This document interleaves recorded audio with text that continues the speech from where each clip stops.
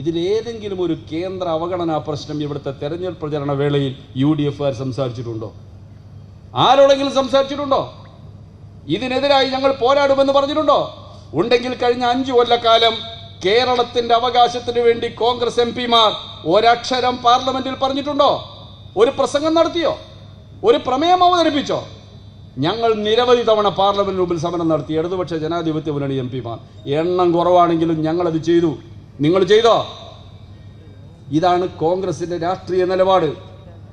ഈ നിലപാട് ജനങ്ങളിൽ നിന്ന് മറച്ചുവെക്കാൻ അവർ കാണുന്ന കുറുക്കുവഴിയാണ് വർഗീയതയുടെ കുറുക്കുവഴി. ആ കൂട്ടത്തിൽ സ്ഥാനാർത്ഥി അവഹേളിക്കുക.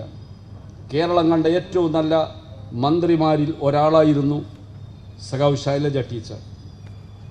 കഴിഞ്ഞ 2018, 20, 21 വർഷങ്ങളിൽ ലോകം മുഴുവൻ പടർന്നു പിടിച്ച കോവിഡ് കാലത്ത് കേരളത്തെ ആ മാരകമായ രോഗത്തിൽ നിന്ന് മുക്തമാക്കാൻ ഏറ്റവും പ്രശംസനീയമായ നിലയിൽ പ്രവർത്തിച്ച ആരോഗ്യവകുപ്പിന് അവർ നേതൃത്വം കൊടുത്തു.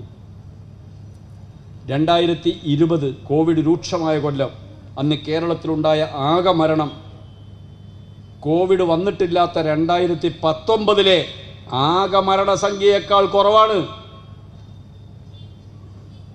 ഫസ്റ്റ് ലൈൻ ട്രീറ്റ്മെന്റ് സെന്റർ പഞ്ചായത്തുകൾ, മുനിസിപ്പാലിറ്റികളുടെ നേതൃത്വത്തിൽ അവിടെ എത്തുന്ന രോഗലക്ഷണമുള്ളവരിൽ ഗുരുതര സ്വഭാവമുള്ളവരെ വെന്റിലേറ്റർ സൗകര്യം ആവശ്യമുള്ള താലൂക്ക് ആശുപത്രിയിലേക്കോ ജില്ലാ ആശുപത്രിയിലേക്കോ ട്രാൻസ്ഫർ ചെയ്യും. ഇവർക്കുള്ള എല്ലാ മരുന്നുകളും സർക്കാർ എത്തിച്ചു കൊടുത്തു. ഭക്ഷണം വീടുകളിൽ എത്തിച്ചു കൊടുക്കാൻ സന്നദ്ധ പ്രവർത്തനം നടത്താൻ നിരവധി സാമൂഹ്യ സംഘടനകൾ രംഗത്ത് വന്നു സർക്കാരിനെ സഹായിക്കാൻ. ആ നിലയിൽ കോവിഡിനെ നേരിടാൻ നേതൃത്വം നൽകിയ ആരോഗ്യവകുപ്പിന്റെ മന്ത്രിയായ സഖാവ് ശൈലജ ടീച്ചറെ ലോകം ആദരിക്കുന്നു, രാജ്യം മുഴുവൻ ആദരിക്കുന്നു. ആ മനുഷ്യനെയല്ലേ നിങ്ങൾ ഈ രീതിയിൽ അപകീർത്തിപ്പെടുത്താൻ ശ്രമിച്ചത്? എങ്ങനെയാണ് ജനങ്ങൾ പൊറുക്കുക? ഇങ്ങനെയാണോ രാഷ്ട്രീയ പ്രവർത്തനം?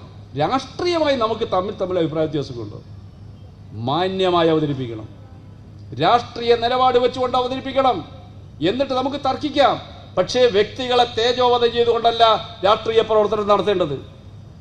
മാത്രമല്ല, സങ്കുചിതമായ താൽക്കാലിക നേട്ടങ്ങൾക്ക് വേണ്ടി മനുഷ്യർ തമ്മിലുള്ള സാഹോദര്യത്തെയും ഐക്യത്തെയും തകർക്കരുത്. ഒരാളും ഇതിൽ വഞ്ചിതരാകാൻ പാടില്ല. എന്തെങ്കിലും ആവേശം കൊണ്ട് തുള്ളിക്കളിച്ച് അപകടം പറ്റിപ്പോയവരുണ്ടെങ്കിൽ അത് തിരുത്തണം എന്ന് ഞാൻ അവരോട് അഭ്യർത്ഥിക്കുക. മുസ്ലിം ലീഗിൻ്റെ ചില പ്രവർത്തകരും ഇതിൽ ആവേശം കൊണ്ടു. മുസ്ലിം ലീഗ് നേതൃത്വം ആകെ അറിഞ്ഞുകൊണ്ടാണ് ഇത് ചെയ്തതെന്ന് ഞാൻ കരുതുന്നില്ല. അങ്ങനെ അവിവേകികളാണ് മുസ്ലിം ലീഗിൻ്റെ മുഴുവൻ നേതൃത്വം എന്ന് ഞാൻ കരുതുന്നില്ല. എന്നാൽ ചില ആളുകളുണ്ട് ഇതിനകത്ത് ഏറ്റവും മോശമായ നിലയിൽ പ്രസംഗിക്കുകയും ജനങ്ങൾ ആവേശം കൊള്ളിക്കുന്ന അപക്വമായ പ്രസംഗങ്ങൾ നടത്തുകയും ചെയ്യുന്ന ചില നേതാക്കന്മാർ. ആളുടെ പേരൊന്നും ഞാൻ പറയുന്നില്ല, നിങ്ങൾക്ക് എല്ലാവർക്കും അറിയാവുന്നവരാണ്. അവരെയൊക്കെ ജനങ്ങൾ ശിക്ഷിച്ച് മൂലക്കിരുത്തിയവരാണ്. നിയമസഭയിൽ പോലും ഇരുത്താതെ. ആളെ മനസ്സിലായില്ലേ?